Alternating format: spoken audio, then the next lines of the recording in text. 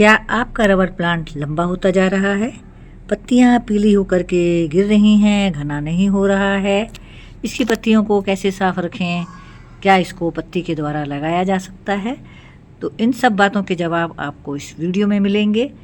तो please video में बने रहें और देखें कि आज आपको मैं क्या जानकारी देने वाली हूँ। नमस्कार दोस्तों, मैं हूँ इंदु और ले आई हूँ आपको अपने टेरेस गार्डन में। आज मैं आपको जानकारी देने वाली हूँ अपने रबर प्लांट के बारे में। रबर प्लांट एक बहुत ही खूबसूरत पत्तियों वाला प्लांट होता है। एक खूबसूरत पत्तियों वाला प्लांट आप देख रहे हैं, ये ही रबर प्लांट है और इसका बोटनिकल नेम है फाइकस इलास्टिका, लेकिन हम इसको रबर प्लांट के नाम से ही पुकारेंगे क्योंकि आसानी से इसका नाम हम ले सकते हैं और आपको भी मुश्किल नहीं लगेगा। तो आज इसके बारे में जानकारी आपको दे रहे हैं कि यह एक एयर प्यूरीफायर प्लांट है, ऑक्सीजन गिविंग प्लांट है। तो इस प्लांट को आपको अपने घर अवश्य लगाना चाहिए। ज़्यादा केयर नहीं मांगता है। इस वीडियो को देखेंगे तो आपको पता लग जाएगा कि इसको कैसे केयर करनी है, कैसे मिट्टी देनी है, कहाँ रखना है, कितना पानी देना है। इन सब बातों की जानकारी आपको आज की वीडियो में मिलेगी। और इतना सुंदर प्लांट होता है, इतना खूबसूरत प्लांट होता है कि आप इसको अपने गार्डन के किसी भी कोने में रख देंगे तो वहाँ की सुंदरता अपने आप ही बढ़ जाती है। और दूसरे सबसे अच्छी बात यह है कि यदि ये प्लांट आपका मैच्योर हो जाता है तो इससे आप अनेक पौधे बना सकते हैं। मैं तो अक्सर बनाती रहती हूँ। ये जो आप देख रहे हैं ये कटिंग से ही तैयार किया हुआ है और ये जो आप देख रहे हैं इसको भी मैंने कटिंग से ही तैयार किया है। इसका मदर प्लांट पीछे रखा हुआ है और यहाँ पर तैयार हो रहा है ये पत्तियों से। तो अभी आपको सब दिखाऊंगी कि पत्तियों से भी हम क्या रबर प्लांट को तैयार कर सकते हैं। तो वीडियो को पूरा देखें। देखने के बाद में आपको यदि वीडियो ज़रा भी हेल्पफुल लगती है तो वीडियो को लाइक शेयर ज़रूर करें। देखिए, लाइक अवश्य किया करें क्योंकि जितने ज़्यादा आप लाइक करेंगे उतनी ही ज़्यादा वीडियो हमारी रीच में जाएगी, लोगों तक पहुँचेगी। तो प्लीज़ वीडियो को लाइक अवश्य करें। तो दोस्तों, सबसे पहले मैं आपको इस प्लांट के बारे में एक बात बताना चाहूँगी, वो ये कि यह एक पेरिनियल प्लांट है, यानी कि सालों साल के आपके पास बना रहेगा। आप इसकी थोड़ी सी देखभाल करेंगे तो आपके पास हमेशा रहेगा। बस आपको करना क्या है इसकी देखभाल के लिए कि गर्मियों में आपको इसे तेज़ धूप से बचाना है। गर्मियों में आपको इसे तेज़ धूप में नहीं रखना है और विंटर्स में ठंडी हवाओं से बचाना है। गर्मियाँ तो ये बर्दाश्त कर लेगा। आप किसी भी शेडेड एरिया में इसको रख देंगे तो ये वहाँ पर चल जाएगा। अब मेरे देखिए टेरेस पर ही रखे हुए हैं। मैंने ऐसी जगह रखे हुए हैं जहाँ इनको ब्राइट लाइट मिलती है और थोड़ी सी धूप इनको शाम को मिल जाती है। यदि आपके घर में कोई ऐसा कोना है जहाँ सुबह की 1 या 2 घंटे की धूप आती है तो आप इसे वहाँ रख सकते हैं। और विंटर्स में आपको ठंडी हवाओं से बचाना है क्योंकि जब ज़्यादा ठंड पड़ती है, कम टेम्परेचर होता है तो ये सर्वाइव करना थोड़ा सा इसके लिए मुश्किल होता है। ये स्ट्रेस में आ जाता है और धीरे धीरे अपनी सारी पत्तियां जो है गिरा देता है। लेकिन यदि आपका पुराना प्लांट है, बहुत पुराना प्लांट है, मोटा स्टेम है, तो उसकी पत्तियां नहीं गिरेंगी। फिर भी आपको ठंड से बचाना है। और अगर नया प्लांट है तो उसकी पत्तियां जो है गिर सकती हैं, तो आप घबराएं नहीं, उसको ठंड से बचाएं। ऐसी जगह रखें जहाँ ओस कोहरे से बच सके। और जैसे ही अनुकूल मौसम आएगा, जैसे कि स्प्रिंग सीजन आएगा फरवरी मार्च में, ये फिर से नई ग्रोथ करने शुरू कर देगा।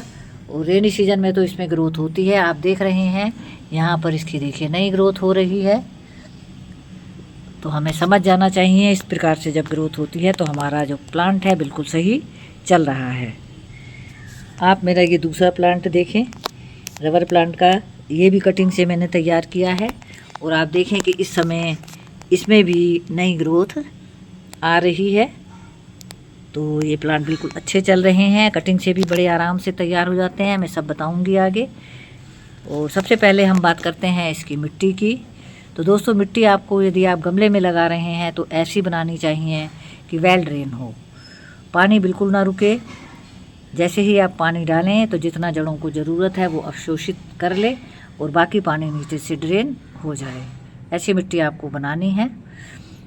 आप ले सकते हैं इसके लिए आपके पास जो भी सॉइल है, नॉर्मल सॉइल जो गार्डन सॉइल होती है उसमें 1/3 भाग आप ले लें कोई सा भी कंपोस्ट, वर्मी कंपोस्ट ले लें या तो काउडंग कंपोस्ट ले लें।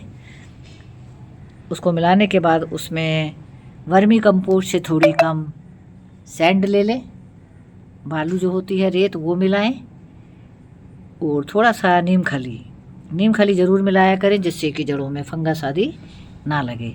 बस ऐसे अच्छा सा सॉइल मिक्सचर बना करके आप अपना प्लांट उसमें लगा सकते हैं। अब आती है बात गमले की, तो कैसा गमला हमें लेना है दोस्तों। तो गमले के लिए देखिए, वैसे इसके लिए मिट्टी का गमला सबसे अच्छा रहता है।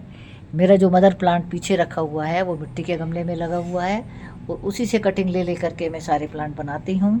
वैसे ये आप प्लास्टिक के गमले में भी लगा सकते हैं, सिरेमिक में भी लगा सकते हैं। छोटा यदि आपका प्लांट है तो छोटे गमले में लगाएं, और कम से कम इतने बड़े प्लांट को आप 8 से 10 इंच के गमले में अवश्य लगाएं। और बहुत छोटा प्लांट है जो आप कटिंग से तैयार कर रहे हैं उसे आप 6 से 7 इंच के गमले में भी लगा सकते हैं। और ओवर वाटरिंग नहीं करनी है। यदि ये प्लांट कभी ख़राब होता है तो केवल ओवर वाटरिंग की वजह से ही ख़राब होता है, रूट रोट हो जाता है। रूट रोट हो जाने से आपका प्लांट मर भी सकता है। तो पानी तभी दें जब ऊपर की मिट्टी इसकी थोड़ी सूख जाए। हाथ से चेक कर लें, उसमें थोड़ी बहुत भी नमी है तो आप बिल्कुल पानी ना दें। और देखिए, अब इस समय रेनी सीजन में सारे मेरे टेरेस पर रखे हुए हैं तो बिल्कुल पानी देने की ज़रूरत नहीं है, क्योंकि बारिश हो जाती है। तो बारिश के पानी में तो नाइट्रोजन होती ही है, तो हमें ना तो फर्टिलाइज़र देने की आवश्यकता है और ना ही पानी देने की ज़रूरत है। आप ध्यान रखें कि यदि आपके गमले में पानी रुक रहा है तो फ़ौरन उसको नीचे रखें, उसको टेढ़ा करें, सारा पानी निकालें, और समय आने पर उसको थोड़ा सा रिपोर्ट भी कर दें कि देखें भाई ड्रेनेज होल तो बंद नहीं है जिसकी वजह से पानी रुक रहा है।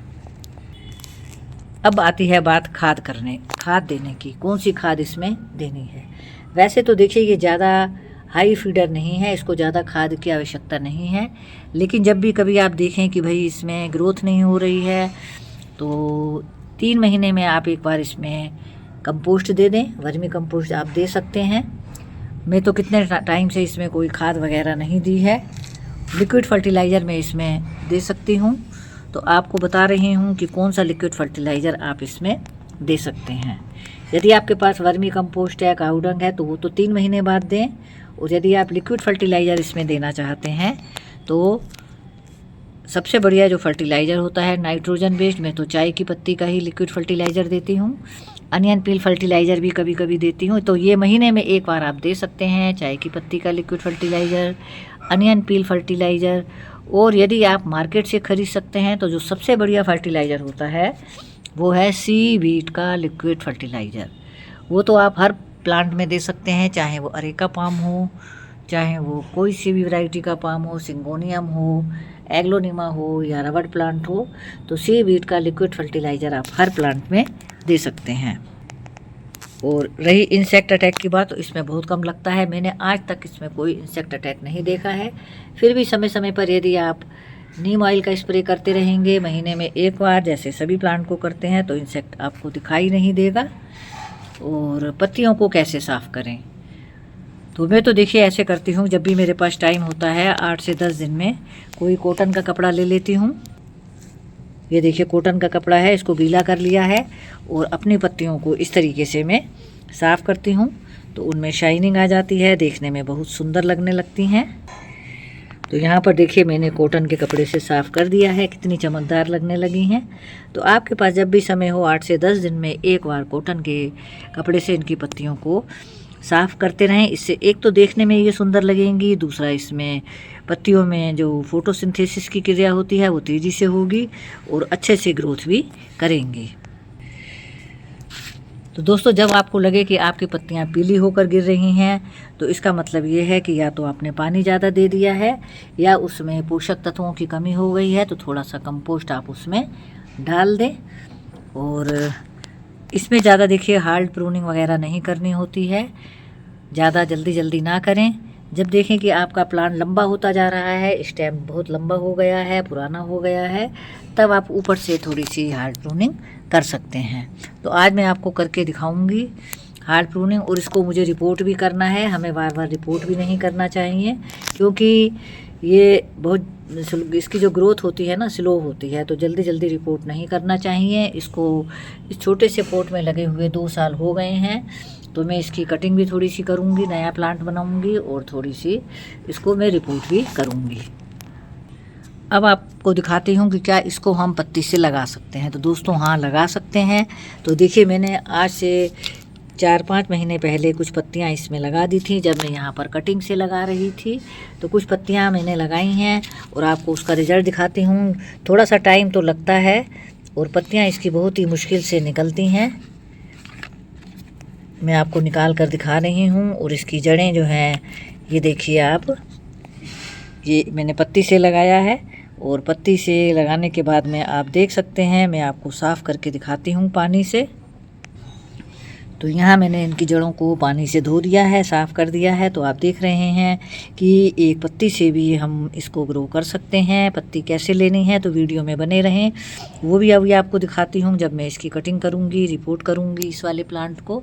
तो चलिए अब देखते हैं कि हम रिपोर्ट कैसे करते हैं। दोस्तों, एक बात और ध्यान रखना है, जब भी आप कटिंग करें तो अपने कटर को स्टरलाइज कर लें डिटोल से, साइलवॉन से। तो मैं अभी कॉटन के कपड़े पर इसको लगाऊंगी और इससे इसको स्टरलाइज करूंगी, उसके बाद ही मैं इसको कट करूंगी। और जब हम कटिंग करते हैं तो कटिंग करने से देखिए, जहाँ से हम कटिंग करेंगे तो वहाँ से एक ब्रांच और निकलेगी। तो इस तरीके से आप अपने प्लांट को घना भी कर सकते हैं। कई लोग कहते हैं ना कि हमारा प्लांट लंबा होता जा रहा है, घना नहीं हो रहा है।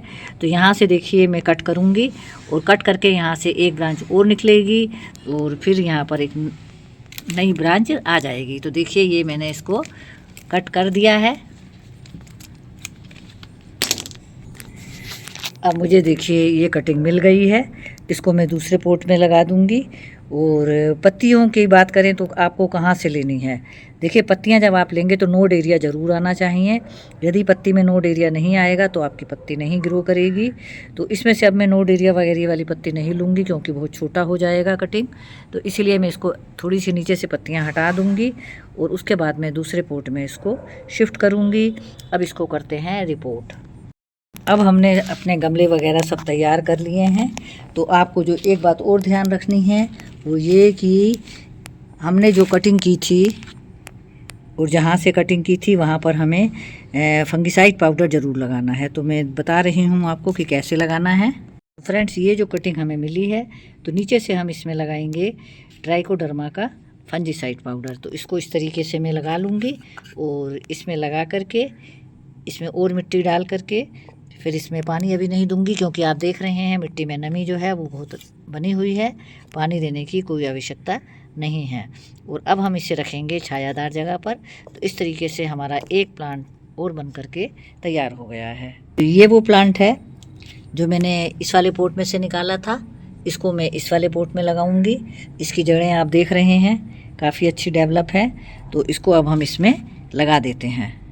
तो दोस्तों, आपने देखा कि हमारे कटिंग से भी एक प्लांट तैयार हो गया है और ये वह मेन प्लांट था जिससे हमने कटिंग ली है और ये मेरे पहले से ही तैयार किया हुआ है। तो 3 प्लांट आप देख रहे हैं और एक प्लांट मेरा उधर रखा हुआ है और ये जो है पत्ती से बने हुए हैं, तो इनको भी मैं अभी शिफ्ट करती हूँ दूसरे प्लांट में। तो दोस्तों, ये था मेरा आज का वीडियो और मैं सोचती हूँ कि आपको सारी महत्वपूर्ण जानकारी मिल गई होंगी। फिर भी यदि कुछ रह गई हो बात तो आप पूछ सकते हैं कमेंट बॉक्स में। यहीं पर वीडियो समाप्त करती हूँ। यहाँ तक बने रहने के लिए बहुत बहुत शुक्रिया, दिल से शुक्रिया।